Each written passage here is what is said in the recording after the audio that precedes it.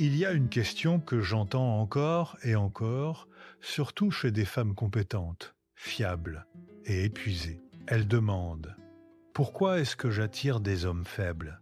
Et souvent, elles ajoutent: je ne veux pas dominer, je ne veux pas materner un partenaire. Je veux juste un égal. Alors, commençons par enlever quelque chose qui empoisonne cette conversation. Faible n'est pas une insulte. Ce n'est pas un jugement moral. C'est la description d'une position à l'intérieur d'une relation. Un homme qui ne tient pas debout, qui s'appuie, qui transforme le couple en refuge, au lieu d'en faire un lieu de croissance. Et voici le vrai choc. Ce n'est presque jamais de la malchance. C'est le plus souvent un schéma. Et les schémas ne sont jamais aléatoires. Une femme forte envoie des signaux, pas seulement des signaux sociaux, indépendance, compétence, stabilité. Elle envoie aussi des signaux émotionnels, la capacité à gérer les crises, à tenir quand tout vacille, à rester calme quand les autres s'effondrent. Pour un homme sécurisé, c'est attirant. Il pense: on peut construire quelque chose ensemble. Mais pour un homme insécurisé, c'est aussi attirant, parce qu'il pense: enfin, quelqu'un qui portera ce que je ne peux pas porter. Et c'est là que le malentendu commence. Vous pensez choisir un partenaire, mais parfois, sans le savoir, vous choisissez un projet, un homme à réparer, un homme à motiver, un homme qui a besoin d'une mère, déguisée en amante. Et votre force, qui devrait être votre joie, devient une invitation silencieuse pour des hommes en quête de sauvetage. Parlons clairement maintenant. Le problème n'est pas l'amour. Le problème, c'est l'attachement. Certains adultes n'ont jamais appris à tenir émotionnellement par eux-mêmes. Ils peuvent paraître calmes, charmants, confiants, mais leur système nerveux cache une peur profonde. Si je suis seul, je m'effondre. Alors, ils ne cherchent pas un compagnon. Ils cherchent un régulateur, un tranquillisant humain.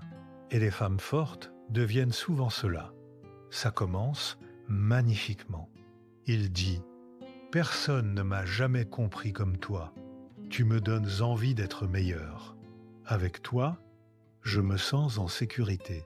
Et une femme généreuse entend cela et pense: l'amour guérit, oui. L'amour peut guérir, mais seulement si les deux participent. Si l'un devient un support vital, ce n'est plus de l'amour, c'est de la dépendance. Et la dépendance n'est pas de l'attachement. L'attachement libère, la dépendance enferme. Maintenant, quelque chose d'inconfortable. Quand une femme réussit, brille, avance, certains hommes ne se sentent pas fiers. Ils se sentent exposés. Pas parce qu'ils sont mauvais, mais parce qu'on leur a appris, souvent en silence, que leur valeur dépend du fait d'être le fort. Alors, quand vous grandissez, un homme insécurisé peut se sentir plus petit. Et quand quelqu'un se sent menacé, il cherche à rétablir l'équilibre. Il peut critiquer des détails, se retirer, devenir passif pour que vous portiez tout. Créer du drame pour que votre énergie serve à l'apaiser et non à grandir. Vous pensez vivre une histoire d'amour, mais inconsciemment, vous gérez l'estime de soi de quelqu'un d'autre. Il existe aussi un vieux scénario encore inscrit dans nos corps. L'homme dirige, la femme soutient. Même quand on se dit moderne, le scénario reste. Alors la femme forte est punie 2 fois. Certains hommes la craignent, certaines femmes la jugent. Et la société murmure: sois forte, mais pas trop. Cela crée un piège. Rétrécir pour être aimée. Et si elle refuse de se rétrécir, elle peut se retrouver avec un homme à l'aise uniquement parce qu'il ne rivalise pas. Il ne se rend pas à l'amour, il se rend à la vie. Écoutez bien maintenant. car ceci enlève la honte. Les femmes fortes ne choisissent pas des hommes faibles par naïveté. Elles les choisissent par familiarité. Parfois, très tôt dans la vie, la petite fille a dû grandir trop vite. Elle a géré les émotions, elle s'est adaptée. Elle est devenue la raisonnable. Elle a appris, aimer, c'est prendre soin du climat émotionnel. Alors plus tard, quand elle rencontre un homme qui a besoin d'être soutenu, son système nerveux reconnaît le rôle. Elle se sent compétente, elle se sent nécessaire, et la nécessité peut ressembler à de la passion. Mais la nécessité n'est pas le désir, c'est de la survie, déguisée en romance. Soyons précis, un partenaire faible n'est pas un homme sensible, ni un homme qui pleure, ni un homme qui traverse une période difficile. Un partenaire faible est quelqu'un qui organise la relation pour que vous portiez le rôle adulte, en permanence. Signe précoce, l'intimité va vite, la responsabilité traîne. Il vous dit que vous êtes spécial, mais sans constance. Votre vie s'agrandit, la sienne reste figée. Vous vous sentez utile, plus que rencontré.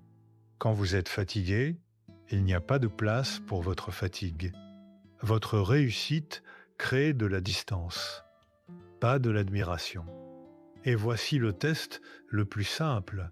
Après avoir passé du temps avec lui, vous sentez-vous plus vivante ou plus vidée? L'attachement devrait apaiser, pas épuiser. Pour briser ce schéma, vous n'avez pas besoin de devenir plus dur. Vous devez devenir plus clair. 3 déplacements. Premier, remplacer la chimie par la preuve. La chimie, c'est souvent la dopamine. Elle aime l'instabilité, le fait d'être nécessaire. Alors, cherchez des preuves, fiabilité, planification, contribution. Pas des promesses, des preuves. Deuxième, arrêtez de récompenser l'impuissance.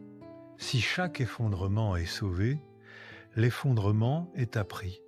Soutenez l'effort, pas la victimisation.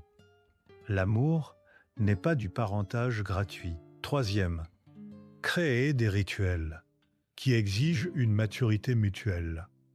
Un vrai couple planifie ensemble, partage les responsabilités, partage la vie quotidienne. Partage la vie quotidienne. Les rituels révèlent la vérité. Un homme faible les évite, un homme solide les construit avec vous.